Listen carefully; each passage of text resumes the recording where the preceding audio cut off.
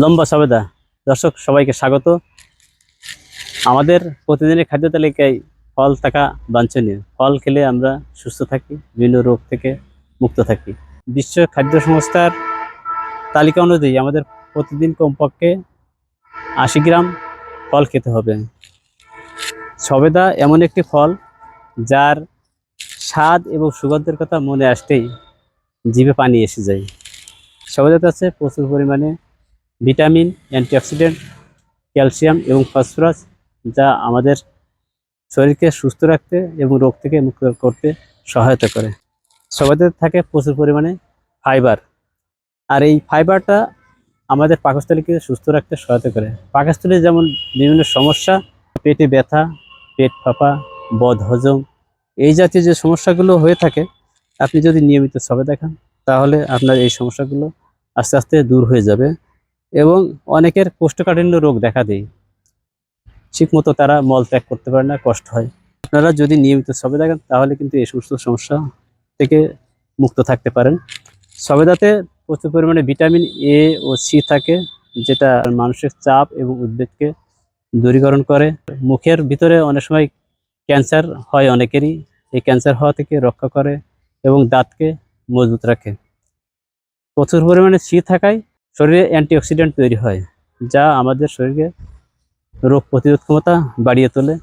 সবেদাতে থাকা সি ত্বককে সুস্থ রাখে। আমাদের শরীরে যে কোষ থাকে, কোষ কিন্তু প্রতিনিয়ত ক্ষয় হয়, এই ক্ষয় হওয়া থেকে রক্ষা করে এবং নতুন কোষ সৃষ্টি করতে সহায়তা করে। এবং অনেক সময় বয়স হয়ে গেলে মানুষের কিন্তু ত্বকে বয়স্কতার ছাপ পড়ে, এই ছাপ হতে দেয় না, বাধা দেয়।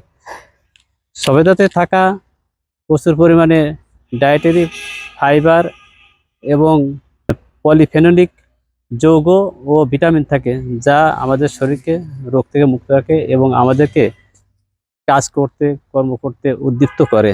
দর্শক, আমরা কিন্তু প্রতিনিয়ত কম বেশি সর্দি, কাশি বা শ্বাসকষ্ট ভুগে থাকি। নিয়মিত যদি সবেদা খাওয়া হয় তাহলে আপনার এই যে ঠান্ডাজনিত সমস্যা, কাশি বা শ্বাসকষ্ট, এগুলো থেকে আমরা মুক্তি পেতে পারি। এবং যাদের ফুসফুসের সমস্যা আছে, এই ফুসফুসের সমস্যাও কিন্তু অনেকটা দূর হয়।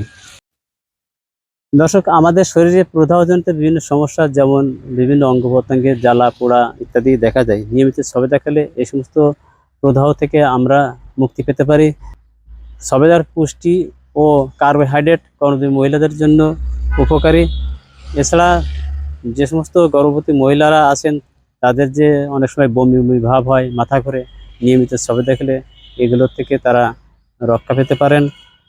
সবেদাতে থাকে প্রচুর পরিমাণে ক্যালসিয়াম, ফসফরাস ও আয়রন, যা আমাদের শরীরের হাড়কে মজবুত করতে সহায়তা করে এবং শক্ত করে, যেটা আমাদের শরীরের জন্য খুবই গুরুত্বপূর্ণ। সবেদাতে থাকা ডায়েটারি ফাইবার ও পলিফেনোলিক যৌগ ও ভিটামিন, যা আমাদের শরীরকে বিভিন্ন রোগ থেকে মুক্তি করতে সাহায্য করে। আধা পাকা সবেদা পানিতে ফুটিয়ে ওর কষ বের করে খেলে ডায়রিয়া ভালো হয়। এছাড়া সবেদা ফলের যে বীজ থাকে, এই বীজের চূর্ণ খেলে আমাদের যে কিডনিজনিত সমস্যা বা মূত্রাশয়ের সমস্যা থাকে, সেগুলো থেকে উপশম পাওয়া যায়। আপনাদেরকে এতক্ষণ সবেদার গুণাগুণ সম্পর্কে বললাম।